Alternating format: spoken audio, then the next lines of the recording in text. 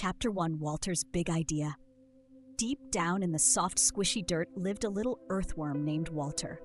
Walter wasn't just any earthworm. He was the kind of worm who always dreamed big. Really, really big.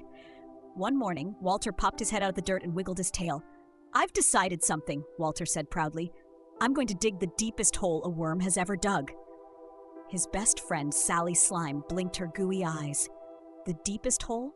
Why would you want to do that, Walter?" Walter grinned. "Because I can. I want to see what's down there. Maybe I'll find treasures or meet new friends, or maybe I'll dig all the way to the other side of the world." Sally Slime giggled. "You're funny, Walter. Worms don't dig that far. You'll get lost, or you'll fall into a giant puddle." Walter shrugged. "Maybe, but I still want to try." Benny Bug crawled over and laughed. "If you dig too far, you might end up in the sky. Or worse, land right in a bird's beak." Walter wiggled. "That's not how digging works, Benny. I'm going down, not up." Gracie Grub squished closer. "What if you meet a monster down there? A big, slimy dirt monster?" Walter smiled. "Well, maybe the monster will want to be my friend." His three friends blinked at him. They didn't know what to say. No worm had ever talked about digging that deep before. Finally, Sally sighed. "Well, good luck, Walter, but don't say we didn't warn you." Walter smiled wide. "Thanks, Sally. I'm going to start right now." With a little wiggle and a squirm, Walter took a deep breath and disappeared into the dirt. The ground wiggled behind him as he dug his way down. Benny Bug shook his head. "He's really doing it." Gracie Grub giggled. "This is so silly, he won't make it very far." But Walter didn't hear them. He was too busy digging and dreaming about how deep he could go. And oh, Walter was just getting started. Chapter 2, Layers and Little Surprises. Walter wiggled and squirmed deeper into the dirt. He loved the feeling of the cool soil sliding past his sides. "This is nice," Walter hummed. "Just me and the dirt." The first layer he dug through was soft and crumbly. Tiny roots tickled his belly and old leaves crunched under his body. He even saw a group of ants carrying a crumb 3 times their size. "Whoa," Walter whispered. "That's a big snack for such little guys." One ant stopped and waved a tiny leg. "Busy here, worm. No time to chat." Walter giggled and kept digging. The next layer felt harder. The dirt wasn't soft anymore. It was packed down tight. Walter huffed and puffed as he pushed through. Suddenly, he bumped into a long, squiggly bug with lots and lots of legs. "Hey, watch where you're digging," the bug grumbled. "You almost knocked over my house." Walter blinked. "Oh, I'm sorry, I'm Walter. Who are you?" "I'm Cecil the centipede," the bug said, "and this is my place. Nice, huh?" Walter looked around. Cecil's home was made of tiny sticks and all lined up neat and tidy. "It's great," Walter smiled. "I'm digging the deepest hole ever, just passing through." Cecil snorted. "Deepest hole, huh? Good luck. No one's ever made it past the clay layer." Walter puffed out his chest. "I'm gonna try." Cecil just chuckled. "See you on the way back up if you make it." Walter wriggled down even farther. Soon, the dirt turned smooth and sticky. "Oh, this must be the clay," Walter said, "kinda slippery." Just then, a shiny beetle wearing a little chef's hat skittered by, balancing a wobbly plate. "Careful," the beetle cried. "Hot mud pies coming through." Walter's eyes went wide. "Mud pies?" The beetle grinned. "I'm Chef Beetleton. Best mud pies in the dirt. Want a sample?" Walter licked his lips. "Yes, please." Chef Beetleton handed him a tiny pie. Walter took a nibble and smiled. Tastes like dirt, but fancy dirt." Chef Beetleton bowed. Thank you. Best of luck, worm." "I hear it gets weird the deeper you go," Walter laughed. "That's what I'm hoping for." And with a full belly, Walter kept going. Down, down, down. The dirt got darker. The air felt cooler. But Walter was feeling brave. "Let's see what's next," he whispered. And with a wiggle and a grin, Walter disappeared deeper into the earth. Chapter 3, Buried Treasures and Silly Surprises. Walter wiggled deeper and deeper. The dirt was darker now, thicker too, but he didn't mind. He felt proud. "I bet no worm's ever been this far," he thought. Suddenly, clunk! Walter bumped his head on something hard and shiny. "Ouch!" he gasped. "What in the dirt is that?" He backed up a little and took a closer look. It was round, smooth, and red. Walter blinked. "Is this a marble?" He gave it a push. The marble rolled a little and then stopped. "Huh, I wonder who lost that," Walter said. Then he grinned. "Oh well, finders keepers." Walter pushed the marble to the side and kept going, but he didn't get far before ding! Something shiny poked out of the dirt. Walter tugged and pulled until, pop! Out came a tiny toy car with rusty wheels and a little spider sitting in the driver's seat. "Hey!" the spider squeaked. "Watch it, buddy! You almost made me crash!" Walter's eyes grew wide. "Sorry, I didn't see you there." The spider huffed. "You're lucky I'm a good driver. I was just taking my car for a spin." Walter smiled. "That's a cool car. Where'd you get it?" "Found it." The spider shrugged. "This dirt's full of weird stuff." Walter nodded. "I'm learning that. I'm digging the deepest hole ever. Wanna come?" The spider shook his head. "Nah, too scary. Good luck, worm." Walter waved goodbye and wiggled deeper. This is the best adventure ever, he thought. Soon he bumped into something big, round, and crinkly. He sniffed. Sniff, sniff. "Is that food?" he whispered. It was. A half-eaten peanut butter cracker, squished and crumbly. Walter poked it. Kinda old. Smells funny. Just then, a family of ants marched by, sniffing the air. "Hey, that's our snack!" the ant leader shouted. "Oh, sorry." Walter smiled. "You can have it. I'm not that hungry anyway."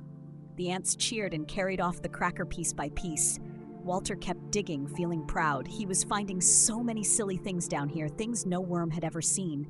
I wonder what else is hiding in the dirt, he thought. But just as Walter started wiggling again, bunk! His head smacked into a long metal pipe. "Ow!" Walter groaned. "What now?" A tiny cricket wearing a safety vest popped out. "Whoa there! You hit a water pipe, buddy! Careful, you don't want to break that!" Walter blinked. "A water pipe?" "Yep," the cricket said, pointing. "It carries water to the humans up there. If you bust it, you'll flood the whole place." Walter's eyes grew wide. "Yikes! Okay, I'll dig around it." The cricket nodded. "Good plan. And hey, watch out! There's a gas line down there somewhere." Walter gulped. "Thanks for the tip." With a careful squirm, Walter scooted around the pipe. He smiled. "Nothing's gonna stop me now." And down, down, down he went, ready for whatever came next. Chapter 4. Almost there and a new friend. Walter wiggled and squirmed, deeper than he ever thought he could go. The dirt was getting darker, harder and heavier. His little body was getting tired, but he didn't stop. "I've come this far," Walter whispered. "I can't quit now." Soon he felt the dirt change. It wasn't soft or squishy anymore. It was rough, with tiny rocks scratching past his sides. "Whoa, this must be the bedrock," Walter said, breathing hard. "I think this is as deep as it gets." Just as he was about to stop, Walter heard a voice. Hey you! Worm, down here!" Walter blinked and looked around. "Huh? Who said that?" Out from behind a rock popped a mole wearing a little pair of goggles. The mole had dirt all over his fur and a big, goofy grin. "Name's Marvin," the mole said. "What are you not doing way down here? Worms don't usually dig this far." Walter smiled weakly. "Hi, Marvin. I'm Walter. I'm digging the deepest hole ever, but I think I'm almost out of worm power." Marvin chuckled. "You're right at the bottom, buddy. This is the bedrock. Even I don't dig past this." Walter's eyes grew wide. "Wow, really? I made it?" "You sure did," Marvin nodded. "You're one determined little worm." Walter flopped onto a rock, tired but proud. "It was hard, but it was kind of fun, too." "I found a marble, a toy car, a cracker. Oh, and I almost flooded a pipe." Marvin laughed so hard he snorted. "You really had an adventure," Walter smiled. "I did, and I don't regret it one bit." Marvin patted him on the back. "Well, welcome to the Deep Diggers Club. Not many make it this far." Walter sat quietly for a moment, looking around. It was dark down here, but peaceful too. "I think I like it," he whispered. "I might just rest here for a while." Marvin grinned. "Good idea. Rest up, and when you're ready, you can head back up and show everyone how deep you went."